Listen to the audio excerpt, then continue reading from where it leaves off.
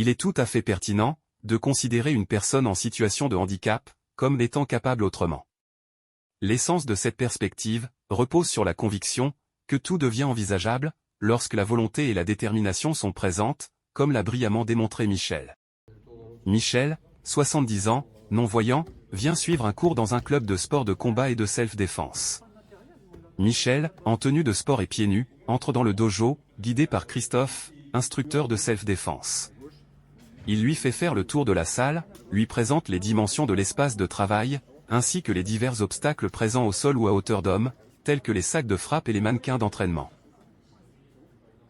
Christophe présente et nomme les 15 femmes et hommes, présents ce soir, avec lesquels il va s'entraîner pendant 2 heures. La séance commence par le salut traditionnel, qui marque le respect dans la pratique des arts martiaux et des sports de combat. Vient un échauffement d'environ 20 minutes. Michel, en binôme avec Christopher, est suivi par les autres pratiquants, enchaîne. 1. Une course à pied autour des tatamis. 2. Des déplacements en quadrupédie vers l'avant et vers l'arrière. 3. Un exercice de rampée. 4. Une série d'exercices de préparation, spécifiques des parties hautes et basses du corps, comme les rotations des épaules, flexion, extension. L'échauffement se poursuit et Michel change de guide afin de multiplier les interactions. Début du corps de la séance de self-défense, qui va durer 1h20. La séance de ce soir porte sur des techniques défensives en cas d'agression. Michel débute face à Eddie, qui maintient un bouclier de frappe au niveau de son torse. Le professeur explique, par des techniques pédagogiques, adaptées au handicap visuel de Michel, comment prendre une position de garde pour se protéger.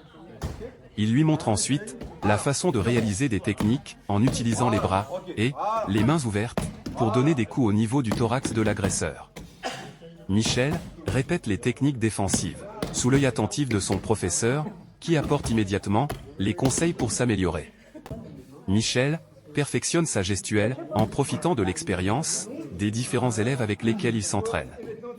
Avec pour objectif de faire comprendre les sensations que Michel ressent, tout à tour les pratiquants s'exercent avec les yeux bandés. Ils doivent ainsi apprendre à utiliser leurs autres sens. Nous sommes à la fin de la séance. Michel prend la parole, il explique avec fierté son ressenti, les élèves en font de même. La séance s'achève par un temps de relaxation, tous allongés sur le sol. Comme en début de séance, les élèves se remettent en ligne sur les tatamis pour le salut final. Le cours est clôturé par des applaudissements nourris. Voici la liste des pratiques défensives que Michel a su enchaîner ce soir.